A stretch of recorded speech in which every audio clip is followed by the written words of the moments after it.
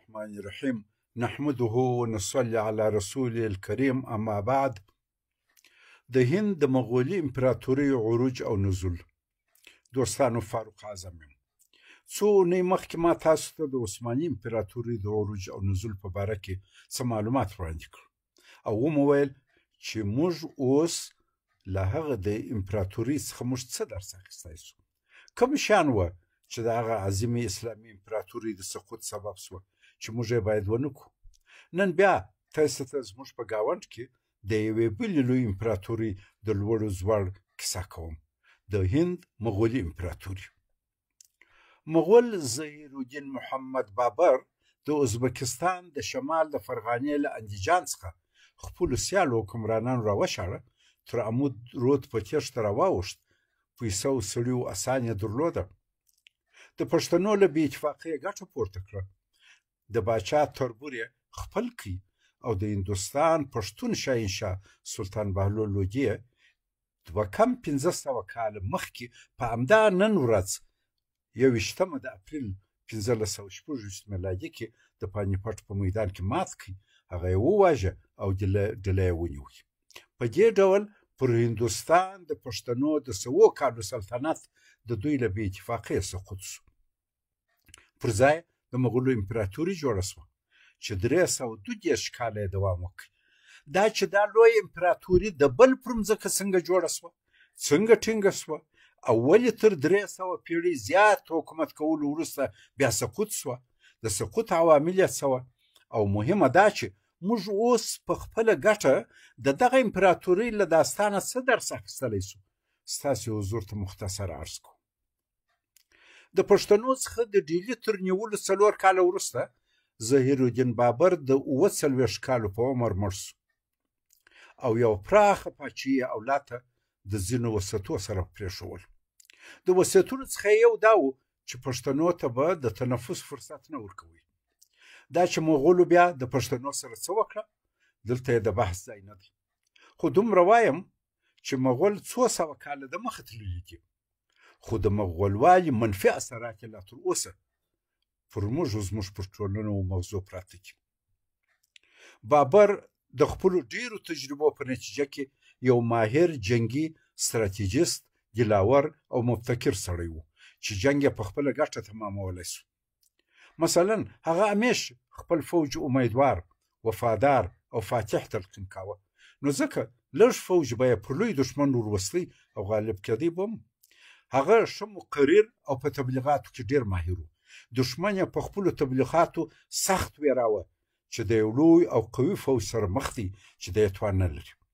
هغه په دې کې ماهر و چې خپل اصلي حریف او په سیمه کې بیا د دغه حریفان وپېژني او څنګه د خپل اصلي حریف د وهلو په منظور د هغه د حریفانو سره لاس یو کړي. هغه به په سیمه کې د نویو ملګرو په پیدا کېدو سره په سیمه کې بلدتیا حاصله کړه، دا ځکه چې دی خو د بلې سیمې و، دلته بلد نه و. خپل فوجي قوت به یې ډېر کړي او حریف به یې په یوه قاطع ضربه له پښو وغورځاوه. تر هغه وروسته به یې یا د خپل دغه نوي ملګري څخه د بل حریف د وهلو کار اخیست او یا به یې همدغه ملګري په یو توطیه وواژه او د هغه په سیمه کې بلد فوج به یې خپل کړي او مخ ته بوتلي. بابر د هرې سیمې د تسخیر لپاره د همغه ځای د خلکو په مختلفو طریقو کار اخیستی، دا ځکه هغوی په سیمه او د خلکو په رویات بلد وه. دته یې د کامیابۍ اسانې لارې وښولې. بابر شاهي فکر درلود او ځان یې د خپلو نیکهګانو ګوډ تیمور او چنګیز خان وارث ګاڼه. هره سیمه چې به یې ونیول د بلې سیمې د نیولو تلوار یې نه کاوه، بلکې هملته به یې د پښو د ټینګولو کوښښ کاوه، د هغه ځای د ښې ادارې او پر ځان د خلکو د راټولولو په فکر کې و چې هلته به یې ځان ښه مضبوط کړي، بیا به مخته تلي. بابر د حالاتو سره د ځان د عیارولو ډېر استعداد درلود. مبتکر سړی و، له خپلو غلطیو به یې زده کوله، له ناکامۍ به نه مایوس کېدی، نورو ته به یې ښه غوږ نیوی او مشوره د کامیابۍ لوی راز و د مشوره کول. د بابر تر وفات وروسته د هغه اولاد یې تر ډېره وخته د ده لار تعقیبول او بریالي هم وه. مغولي امپراتوري یو وخت د له نظامي پلوه د نړۍ ډېره قوي امپراتوري وه. د هغه وخت په لږ نفوس کې چې دنیا کې نفوس کم و دوی 1 میلیون پولي عسکر درلوده. جنګیالان 10,000 جنګي او لوجستیک پلان یې درلوده. په زرو توپونه خپل جوړ کړي جنګي وسایل، ښه نظامي تعلیم او تربیه یې درلوده.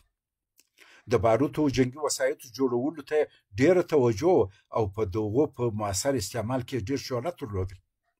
مغولي امپراتورانو لکه بابر، اکبر، جهانګیر او شاهجهان په حکومتولۍ کې، په مذهبي تحمل کې، میانه روۍ کې، د خلکو سره په راشه درشه کې، اجتماعي عدالت کې نسبتا او مؤثر نظامي ستراتیژۍ کې له برکته یې په هند کې امن قایم کړی و او د ژوند په هره برخه کې مخ په وړاندې روان و. د هندوستان په کثیر الملیتي ټولنه کې مذهبي، ثقافي او کلتوري تحمل د اورنګزیب تر وخته د مغولو شاهانو یو ممیزه وه. هلته چې اقلیت مسلمان پر اکثریت هندو حکم چلاوه، په همدغه تسامح خلک ورته تابع وه. د هندوستان ښه جغرافیایي موقعیت، بري و بحري تجارتي لارې، زراعت ته مساعده هوا، زیارکښه خلک او د حکومت همغږي د دې سبب وه چې دا هېواد ترقي وکړي. د خپل لوی فوج او پراخې ادارې مصارف ته یک او یو مضبوط مرکزي حکومت ولري. حکومت په خپل نوبت کوښښ کاوه چې بنسټیز عمراني کارونه وکړي، پوستې، تجاري و زرعي و صنعتي او نور خدمات ته یک، سړکان، پلونه، بندونه، ویالې او نور عام المنفعه بناوې جوړې کړي. د مغولو د حکومت په اول 1.5 کاله کې خلک اوسا و ارام وه. دغه حالت زراعت ته وده ورکړه. د خلکو احساس شو چې د حکومت نظامي او ملکي مصارف یې ښه تمویلول. په دغه وخت کې دیني او دنیوي علومو، معماري، نقاشي، موسیقي، ادبیات او نفیسه صنایع ډېره وده وکړه چې د حکومت حیثیت او واک ډېر او له نورو سیمو استعدادونه راجلب کړه چې د هند په پرمختګ کې برخه واخلي.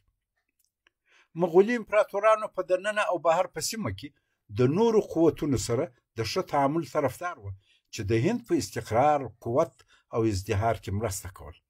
مغول شاهان د هند د لوی وچې د کنټرول لپاره د متنفذو خانانو او نوابانو سره تفاهم کاوه چې د دوی دپاره سیمه په کنټرول او امن کې وساتي. تر ډېره یې خپل نفوذ په سیمه کې د تفاهم له لارې خپراوه. د علماو هم د مغولو د امپراتورۍ په استحکام کې لوی کردار و. دوی د حکومت په ګټه فتواوې ورکولې او ولس یې حکومت اراماوه. په ولس کې د حکومت په ګټه تبلیغ کاوه. د حکومت او ولس ترمنځ تفاهم او همغږي راوستل او په عام نظم کې مرسته کول. نزاعات یې ختمول او د مختلفو طبقاتو ترمنځ د سولې او ارامۍ سبب کېدله. د علماو او صوفیانو ملاتړ د دې پراخې امپراتورۍ ولسونه پاچا ته متیع کړي وه. علما او صوفیان اکثره د مغولي شاهانو مشاورین وه چې په قضا او د حکومت په چارو کې مشوره ورکول. د شاهانو څنګ ته د علماو اوسېدل د هند مسلمانانو ته یو روحي ډاډم و. علماو د مغولي شاهانو د علمي، ادبي، کلتوري او عمراني کارونو ملاتړ کاوه. مغولي پاچاهانو تر ډېره وخته د هند د لوی وچې له پراخو زراعتي مځکو، معدنونو او تجارتي لارو ډېره استفاده کول چې د امپراتورۍ په استحکام کې مؤثر وه. هغه وخت هند د نړۍ په سطحه د نساجۍ، مسالجاتو، د تزئیني ډبرو، سرو زرو او جواهراتو په تجارت کې د دوی ټولو ډېر مشهور و چې د هند په ترقۍ کې بارز کردار و. خپل مغولي پاچاهانو د تعمیراتو، نفیسه صنایعو او ادبیاتو سره ډېره علاقه درلوده چې د دوی شاهي جاه و جلال یې تمثیلاوه. تاج محل، د همایون مقبره، د اکبر باچا مقبره، د ډیلي سره کلا، د اګرې شاهي کلا، د لاهور کلا، فتح پور، د کشمیر و لاهور شالمار باغونه او داسې نور مهم بناوې مثالونه دي. لنډه دا چې مغولي امپراتوري د اورنګزیب تر وخته د نړۍ یوه مهمه قوي امپراتوري وه. خو دا امپراتوري هم لکه نور امپراتوریانې زوال سوه.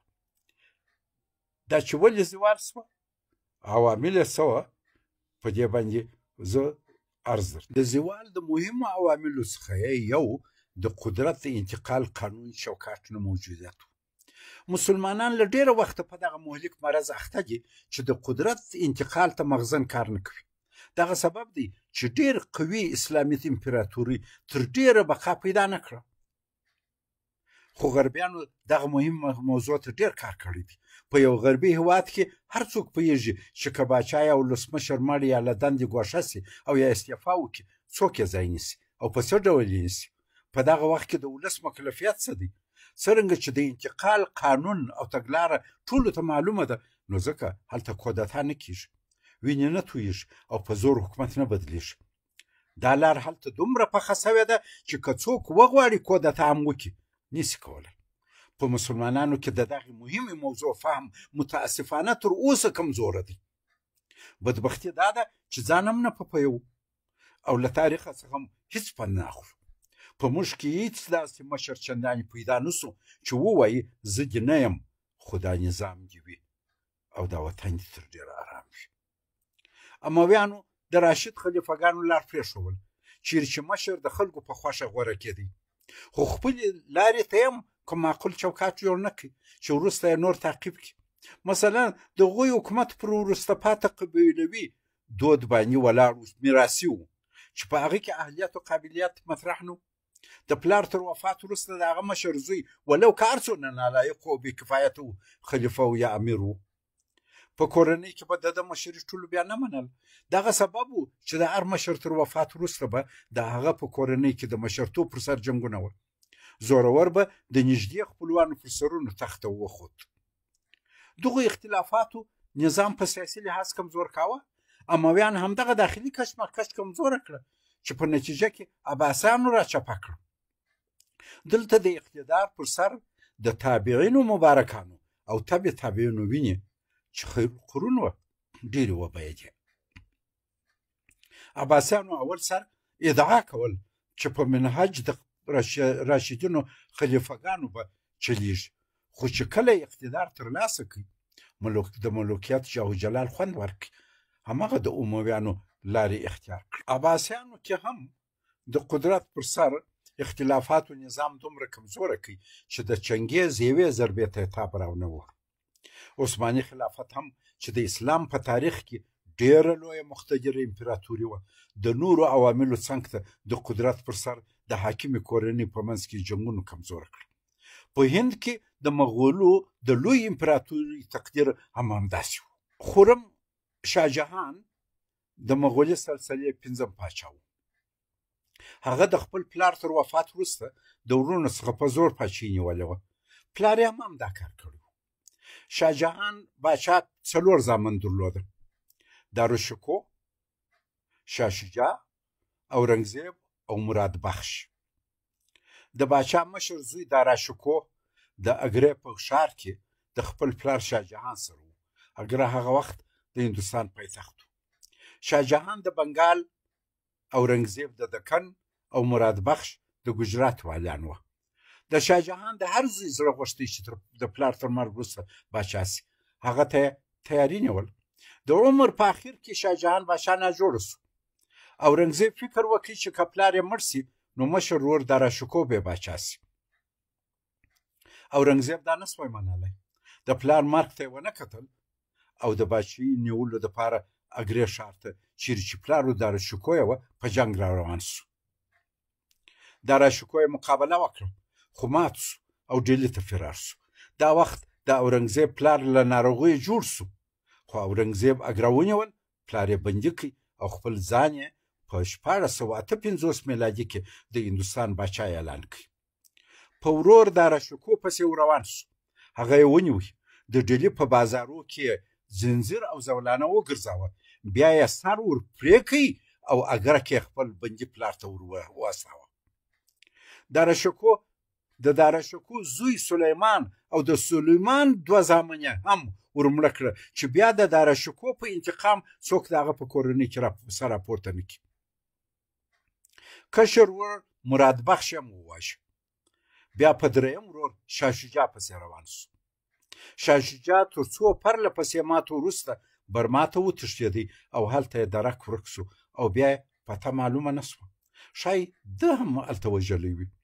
اورنګزیب خپل پلار شاهجهان 8 کاله بندي وساتي څو په 1466 میلادي کې هغه مړ شو. دا وخت نو انګریز دا وخت اورنګزیب بې رقیبه باچا و او ځان ته د عالمګیر لقب ورکړ او غوښته خپل ټول رقیبان او مخالفین د هند په هر ځای کې چې وي له منځه ویوسي او نابود کړي. د اورنګزیب تر مرګ وروسته د هغه د زامنو په منځ کې هم لکه د ده او د ورونو په چې پر پاچي جنګ و داسې خو نړۍ جنګونه وسوه. امپراتوري یې نور هم کمزوره کړه او د هندوستان هر ځای کې د قدرت جزیرې جوړې شوې. مریټا، سکانو، د دکن سلطان او د راجپوت حاکم ټولو ازادي اعلان کړه. تر اورنګزیب وروسته د هغه اولاد یې لکه فرخ سیر، محمد شاه کورګاني او دوهم عالمګیر ټول ان په افغانستان کې د شاه بابا تر وخته د هند کمزوره بادشاهان وو. په دې ډول د قدرت انتقال د قانون نه موجودیت سبب و چې د باچا هم زوی او غټ قومندان د سلطنت ادعا وکړي او د نورو په حذف او جنگ تاج تخت وګټي.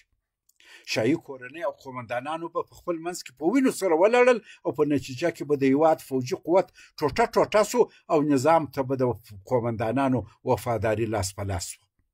هر والي ته د باچي شوق پیدا و او خپل سیمه کې به مستقل حکمراني چلول. د ولایت عواید به د خپل قدرت ټینګولو لپاره استعمالول.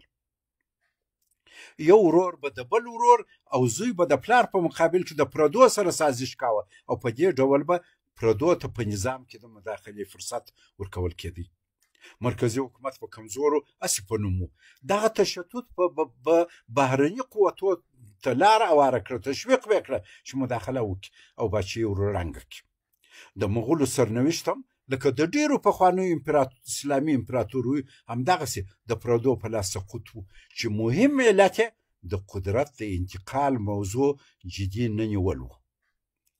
دوهم، په دین کې سختګیري د مغولو د امپراتورۍ د سقوط سبب د پلار او ورونو تر وژلو او خونړیو جګړو وروسته چې په لسهاوو زره مسلمانان پکښې مړه وو، کورونه خراب سوه، محی الدین اورنګزیب د هندوستان باچا سو او نه 40 کاله حکومت وکړي، یعنې د 1453 څخه بیا تر 1900 میلادي پورې. د ده باچي په مذهبي سختګیري، طاقت فرسا مالیې او د قدرت په انحصار مشهوره وه چې همدا د نورو علتونو سره یو ځای د مغولي امپراتورۍ د زوال سبب شو. اورنګزیب ډېر مقتدر پاچا و چې منظم قوي فوج یې درلود چې مقابله نه سوی کولی. تقریبا ټول هندوستان یې ونیوی. هغه د خپلو بېشماره قتلونو د کفارې په نیت د تقوا لار ونیول. علما یې پر ځان راټول کړل او د اسلام خدمت ته یې ملا وتړل. قرآن کریم یې په یاد کړ او په خپل قلم یې یوه نسخه ولیکل. فتاوای عالمګیري چې د په وخت کې تصنیف شوې وه په حکومت کې مروراجرا کړ. حکومت په هغه قضا چلېدی. هغه د زهد په ښوولو په دین کې د تیسیر او اسانۍ پر ځای د تعسیر او سختګیري لار غوره کړه او هغه فکر کاوه چې څومره سختګیره وي غونه متقي دي. اورنګزیب غوښته ټول هندوستان په خپل ژوند کې مسلمان کړي چې دا اسانه کار نه و. هغه د دعوت پر ځای له زوره کار اخیست. دغه پالیسي په هندو اکثریت ټولنه کې چې تر دا وخته د مغولو باچي منلې وه تشنج، بېنظمي او د عدم همکارۍ هیڅ تقویه کړي. بغاوتونه یې راپورته کړل او د امپراتورۍ زوال ته یې لار هواره کړه. اورنګزیب په هندوستان کې موسیقي چې د هندوانو مذهبي شی و منع کړه. د هندوانو ډېر درمسالونه یې تخریب کړل او پر هغو یې مسجدونه آباد کړل. د هندوانو لخوا نوي مندرونه او درمسالونه جوړول او حتی د پخوانیو ترمیم هم منع و.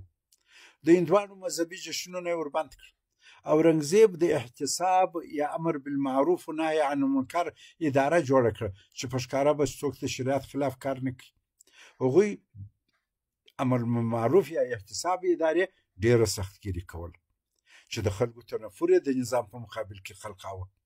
د احتساب ادارې په هندوانو چې د هندوستان لوی اکثریت قومو ژړې لنګوټې وتړلې څو معلوم او منفور وي. اورنګزیب د علماو په فتوا پر هندوانو د مسلمانانو په نسبت ډېره غټه مالیه د جزیې په نوم تحمیل کړه چې یو خو به د جنګ و دربار د مصارفو تکافو وکړي او بل هندوان به د دغه سخت اقتصادي فشار له لارې اسلام قبولولو ته مجبور کړي. پر خلکو مالیه د پلار په وخت کې هم ډېره وه، ځکه د هغه د دربار خرڅ او د تاج محل ابادیده ډېر مصرف غوښته.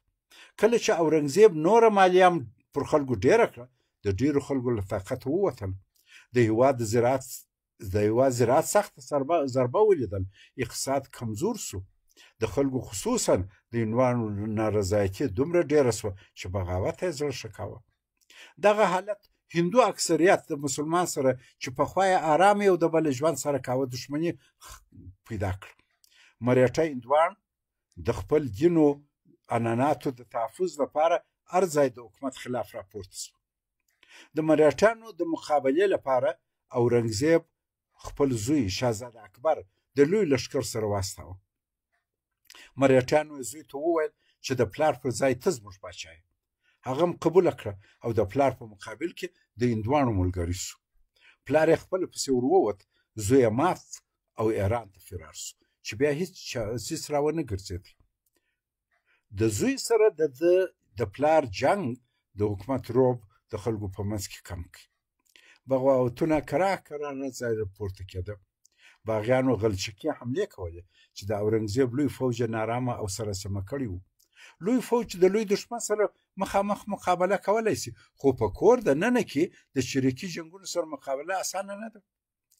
سیکان یې هم هغه وخت ناراض کړه او ورته پورته سوه چې اورنګزیب د سیکانو یو لوی مرشد تیغ بهادر سینګ چې د ده سره یې ښې اړیکې هم درلودې په زور مسلمان کاوه او هغه اسلام نه قبلوه.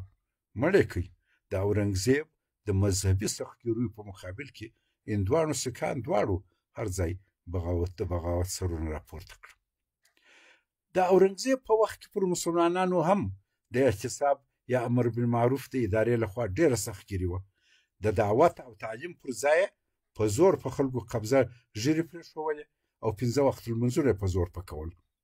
د خلکو د سرونو په جوړولو او د جامو په طرز د محتسبینو غرض ودونو کې ډول او درې مانیو. د مغولو د امپراتورۍ د زوال درې ملت لوی غټ ټکس مالیات وه او چې د ولس په ناراضه وو.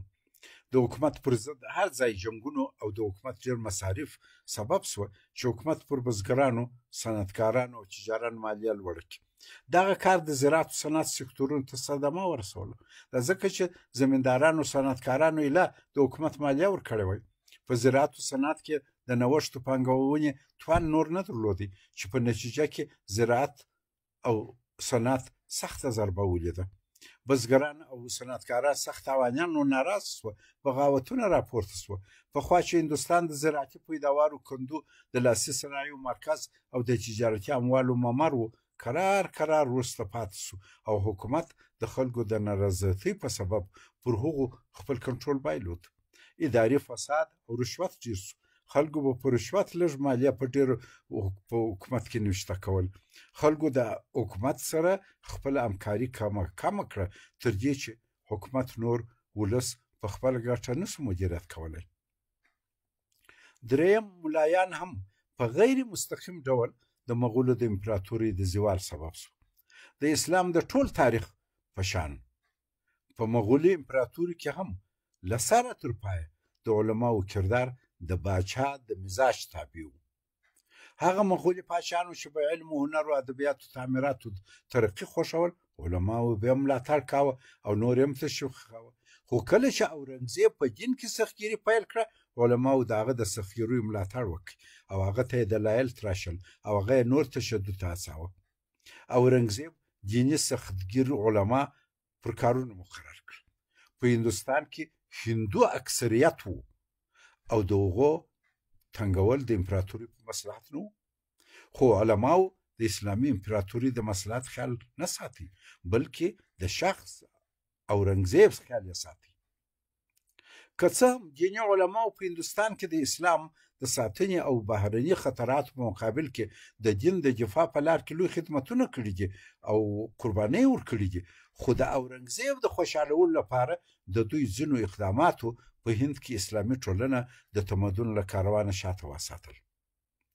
اورنګزیب مذهبي تحجر، سختګیري او بېسواده فوج چې په هره خوا یې مخکې خوشحاله و. وایي الناس علی دین ملوکهم، علماو هم یوازې دیني مدرسې تشویقولې او د دنیوي علوم تدریس یې په خپلو مدارسو کې نه خوښاوه، چې دا د نوي نسل علماو په تحجر او نه ابتکار کې ډېر مؤثر وه.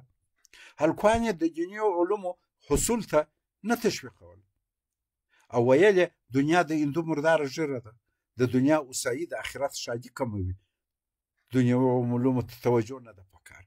دغه حالت په هند کې مسلمانان ځوانان اکثره بې علمه پاته کړ چې د اورنګزیب لښکر لپاره ښه عسکر وه، خو د دغه بې علمۍ او بې سوادۍ عواقب وروسته ډېر خراب ثابت شوه. په نتیجه کې امپراتوري د تمدن له کاروانه پاته شوه.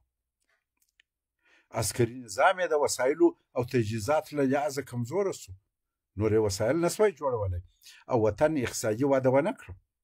نجونې یې د تعلیم په منظور له دې ویرې له کوره بهر نه پرېښودې چې د اکثریت هندو ځوانانو سره د عشق تار ونه ځغلوي. دا ځکه که داسې پېښه سي، یو خو نکاح یې د مشرق هندو سره روانه وه، بل که جنګ یې سي هندو اکثریت یې د نجلۍ خوا خوږېږي، نو ځکه تر تعلیم یې تېر وه، خو چې په پرده کې لویه سي او ژر واده سي. دغه سبب و چې هندوستان کې د نجلۍ خوا ولور هلک ته ورکاوه چې هسې ژر یې دا پیسې واخه او ژر دا لور د مېړه تر کوره ورسېږي. د هغه وخت ډېره لویه فاجعه دا وه چې ډېر علما پوهېده چې په دین کې سختګیري د دین په حکم، د اسلام په حکم نظام تباه کوي. دوی به د اورنګزیب په غیاب کې د ده سختګیري نه خوښول او هغه د نظام په ضرر به باله، خو کله چې به همدا علمای کرام د اورنګزیب سره په مجلس کې کښېنسته، بیا به یې د هغه په مخ کې هېڅ نه ویل او یا هغه څه به یې ویل چې باچا په خوشحالېدی. جهاد اکبر ته چې د مشر په مخ کې د حق ویل دي، د علماو شا ورګرځول د اسلامي تاریخ په هره دوره کې نظام هلاک کړی دی. پنځم، د فوج کمزوري د مغولو د لوی امپراتورۍ د سقوط بل مهم علت و. د هندوستان په هر ځای کې د حکومت خلاف بغاوتونه راپورته شو، ډېر ځایونه د حکومت له کنټروله ووت. هغه فوج په ټوله نړۍ کې وخت په قوت مشهور و. د بغاوتونو چریکي جنګونو د اقتصاد د کمزورۍ او د فوج د نه تقویه کولو په سبب ډېر کمزور شو چې نور د مغولي وسیع امپراتورۍ د ساتلو نه و. عصري جنګي وسایط یې نور مهمات یې نه سوی جوړولی، لازمه تعلیم و تربیه یې نوره نه درلوده او ضروري لوجستیک یې نه سوی برابرولی. مغول په نظامي قوت کې د سیمې تر ټولو رقیبانو وروسته پاتې شول. پر هند چې ایرانیانو، افغانانو او انګریز حملې وکړې، ټولو تر مغولو دا وخت ښه او مؤثر عصري جنګي وسایل درلود. مغول خو پخوا په وسایلو کامیاب وه، اوس چې وسایل یې نه جوړول او دې ته یې شا کړه عصري علومو ته خلکو جوړول، هغوی باندې غالب شوه، د ځکه هغوی درلوده. شپږم، د سیمې د طاقتونو مداخلې. د اورنګزیب مرګ د ده د اولادې ترمنځ پر قدرت جنګونو، هر ځای بغاوتونو، اداري فساد او اقتصادي بحران امپراتوري ډېره کمزوره کړه. دغو کمزوریو مرهټیان، سیکان او راجپوت راپورته کړ. اول یې د ایران نادر افشا وهڅاوه چې پر هند په 1919 میلادي کې حمله وکړي. هغه ډیلۍ ونیوی او لوټ یې کړ، ډېر څه یې ځینې یووړه. افغانانو هم پر هندوستان 8 واره حمله وکړه چې مشهور یې د 1961 میلادي د پانیپټ جګړه ده. احمدشاه بابا ډیلۍ ونیوی. هغه نه غوښته د هند حکومت د مسلمانانو له کنټروله ووځي او هلته متعصب او د اسلام دشمن مرهټه حاکمان سي. هغه مغولي باچا دوهم عالمګیر بیرته د ډیلي پر تخت کښېناوه.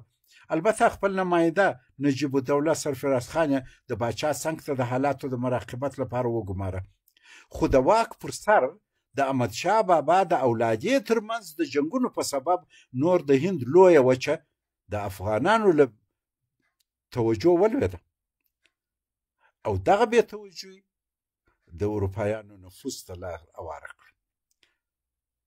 اروپایانو خصوصا انګریزانو په هند کې د ولس له نارضایتیو او د حکومت له کمزوریو ګټه پورته کړه. تجارتي لارې او د هند د اقتصاد شارګونه په خپل کنټرول کې راوسته. د هند ساحلي او آبادي سیمې ونیولې. یو مشر په بل وجنګاوه. په ولس کې خپل ګوډاګیان پیدا کړه او د هغو له لارې مرکزي حکومت نور هم کمزوره کړ. انګریز په 1803 میلادي کې ډهلی ونیوی او مغولي امپراتوري تجرید کړ.